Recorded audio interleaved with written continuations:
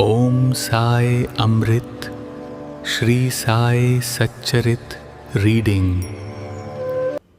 अनंत कोटि ब्रह्मांड नायक राजाधिराज योगीराज परम ब्रह्म श्री सच्चिदानंद सद्गुरु श्री साईनाथ महाराज की जय। श्री साई सच्चरित शिरडी साई बाबा के जीवन, शिक्षाओं और चमत्कारों पर आधारित एक पवित्र जीवनी है, जिसे श्री गोविंदराव रघुनाथ दाभोलकर हेमाडपंत ने मराठी में लिखा था। बाबा के आशीर्वाद से रचित यह ग्रंथ 50 से अधिक अध्यायों में बाबा की लीलाओं, उनके दार्शनिक विचारों और भक्तों के प्रति करुणा का वर्णन करता है, जिसे आध्यात्मिक प्रकाश स्तंभ माना जाता है। अब हम अध्याय प्रारंभ करते हैं। प्रथम अध्याय। इस अध्याय में श्री हेमाडपंत श्री साई सच्चरित्र का प्रारंभ वंदना द्वारा करते हैं। इसमें श्री हेमाडपंत ने गेहूं पीसने वाले एक अद्भुत संत गेहूं पीसने की कथा और उसके तात्पर्य के बारे में बात की है। पुरातन पद्धति के अनुसार श्री हेमाडपंत श्री साई सच्चरित्र का आरंभ वंदना द्वारा करते हैं। प्रथम श्री गणेश को साष्टांग नमन करते हैं, जो कार्य को निर्विघ्न समाप्त कर उसको यशस्वी बनाते हैं, और कहते हैं कि श्री साई ही गणपति हैं। फिर भगवती सरस्वती को, जिन्होंने काव्य रचने की प्रेरणा दी, और कहते हैं कि श्री साई भगवती से भिन्न नहीं हैं, जो कि स्वयं ही अपना जीवन संगीत बयान कर रहे हैं। फिर ब्रह्मा, विष्णु और महेश, जो क्रमशः उत्पत्ति, स्थिति और संहार करता है, और कहते हैं कि श्री साईं और वे अभिन्न हैं। वे स्वयं ही गुरु बनकर भवसागर से पार उतार देंगे। फिर अपने कुल देवता श्री नारायण आदिनाथ की वंदना करते हैं, जो कि कोंकण में प्रकट हुए। कोंकण वह भूमि है जिसे श्री परशुराम जी ने समुद्र से निकालकर स्थापित किया था। तत्पश्चात वे अपने कुल के आदि पुरुषों को नमन करते हैं। फिर श्री भारद्वाज मुनि को, जिनके गोत्र में उनका जन्म हुआ। पश्चात उन ऋषियों को, जैसे याज्ञवल्क्य, भृगु, पराशर, नारद, वेद व्यास, सनक सनंदन, सनत कुमार, शुक, सौनक, विश्वामित्र, वशिष्ठ, वामदेव, जैमिनी, वैशंपायन, नवयोगेंद्र इत्यादि, तथा आधुनिक संत जैसे निवृत्ति, ज्ञानदेव, सोपान, मुक्ताबाई, जनार्दन, एकनाथ, नामदेव, तुकाराम, कान्हा, नरहर आदि को नमन करते हैं। फिर अपने पितामह सदाशिव, पिता रघुनाथ और माता को, जो उनके बचपन में ही गत हो गई थी। फिर अपनी चाची को, जिन्होंने उनका भरण पोषण किया, और अपने प्रिय भ्राता को नमन करते हैं। फिर पाठकों को नमन करते हैं, जिनसे उनकी प्रार्थना है कि वे एकाग्रचित्त होकर कथामृत का पान करें। अंत में श्री सच्चिदानंद सद्गुरु श्री साईनाथ महाराज को, जो कि श्री दत्तात्रेय के अवतार और उनके आश्रयदाता हैं, और जो ब्रह्म सत्यम जगत मिथ्या का बोध कराकर समस्त प्राणियों में एक ही ब्रह्म की व्याप्ति की अनुभूति कराते हैं। सर्व श्री पराशर, व्यास और शांडिल्य आदि के समान भक्ति के प्रकारों का संक्षेप में वर्णन कर अब श्री हेमाडपंत जी कथा का प्रारंभ करते हैं। गेहूं पीसने की कथा। सन 1910 में मैं एक दिन प्रातःकाल श्री साईं बाबा के दर्शनार्थ मस्जिद में गया। वहाँ का विचित्र दृश्य देख मेरे आश्चर्य का ठिकाना न रहा कि साईं बाबा मुंह हाथ धोने के पश्चात चक्की पीसने की तैयारी करने लगे। उन्होंने फर्श पर एक टाट का टुकड़ा बिछा, उस पर हाथ से पीसने वाली चक्की रखी। उन्होंने कुछ गेहूं डालकर पीसना प्रारंभ कर दिया। मैं सोचने लगा कि बाबा के चक्की पीसने से क्या लाभ है। उनके पास तो कोई है ही नहीं, और वे अपना निर्वाह भी भिक्षावृत्ति द्वारा ही करते हैं।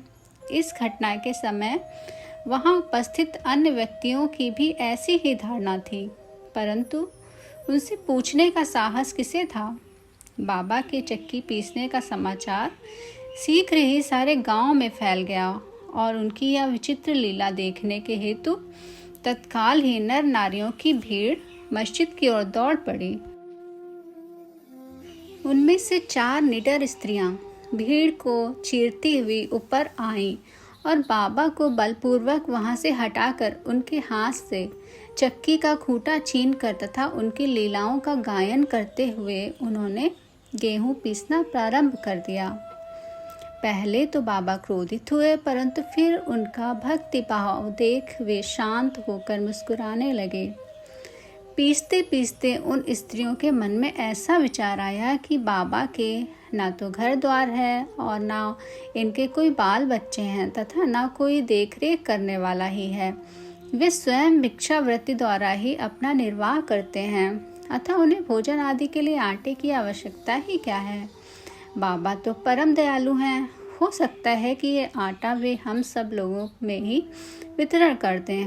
इन्हीं विचारों में मग्न होकर गीत गाते गाते ही उन्होंने सारा आटा पीस डाला। तब उन्होंने चक्की को हटाकर आटे का 4 समान भागों में विभक्त कर लिया और अपना अपना भाग लेकर वहां से जाने के लिए खड़ी हुई। अभी तक शांत मुद्रा में निमग्न बाबा तत्क्षण ही क्रोधित हो उठे। उन्हें अपशब्द कहने लगे, स्त्रियों, क्या तुम पागल हो गई हो? तुम किसके बाप का माल हड़प कर ले जा रही हो? क्या कोई कर्जदार का माल है जो इतनी आसानी से उठाकर लिए जा रही हो? अच्छा, अब एक काम करो, इस आटे को ले जाकर गांव की सीमा पर बिखेराओ। हेमाड़ पंत जी ने शिरडी वासियों से प्रश्न किया कि जो कुछ बाबा ने अभी किया है उसका यथार्थ में क्या तात्पर्य है। तो गांव वालों ने उन्हें बताया कि इस समय विषूचिका अर्थात हैजा का बहुत जोरों से प्रकोप है और उसके निवारणार्थ ही बाबा का यह उपचार है। अभी जो कुछ आपने पीसते हुए देखा वह गेहूं नहीं वरन विषूचिका अर्थात हैजा था, जो पीस कर नष्ट कर दी गई। इस घटना के पश्चात सचमुच विषूचिका की संक्रामकता शांत हो गई और ग्रामवासी सुखी हो गए। हेमाड़ पंत जी आगे कहते हैं, यह जानकर मेरी प्रसन्नता का पारावार ना रहा। मेरा कौतूहल जागृत हो गया। मैं स्वयं से प्रश्न करने लगा कि आटे और विषूचिका रोग का भौतिक तथा पारस्परिक क्या संबंध है। इसका सूत्र कैसे ज्ञात हो? घटना बुद्धिगम्य से प्रतीत नहीं होती।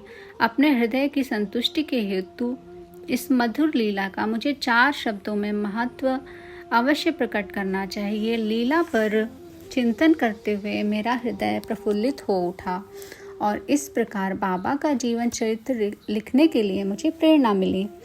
यह तो सब लोगों को विदित ही है कि यह कार्य बाबा की कृपा और शुभ आशीर्वाद से सफलतापूर्वक संपन्न हो गया। आटा पीसने का तात्पर्य। शिरडी वासियों ने इस आटा पीसने की घटना का जो अर्थ लगाया वह तो प्रायः ठीक ही है, परंतु उसके अतिरिक्त मेरे विचार से कोई अन्य अर्थ भी है।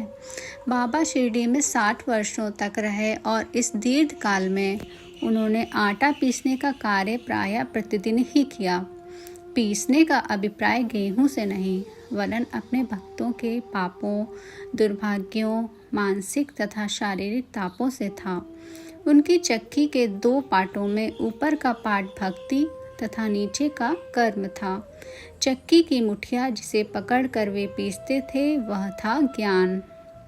बाबा का दृढ़ विश्वास था कि जब मनुष्य के हृदय से प्रवृत्तियां, आसक्ति, घृणा तथा अहंकार नष्ट नहीं हो जाते, जिनका नष्ट होना अत्यंत दुष्कर है, तब तक ज्ञान तथा आत्मानुभूति संभव नहीं है।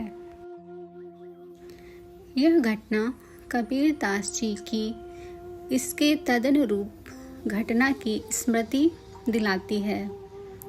कबीर दास जी एक स्त्री को अनाज पीसते देखकर अपने गुरु निपट निरंजन दास से कहने लगे कि मैं इसलिए रुदन कर रहा हूँ कि जिस प्रकार अनाज चक्की में पीसा जाता है, उसी प्रकार मैं भी भव सागर रूपी चक्की में पीसे जाने की यातना का अनुभव कर रहा हूँ।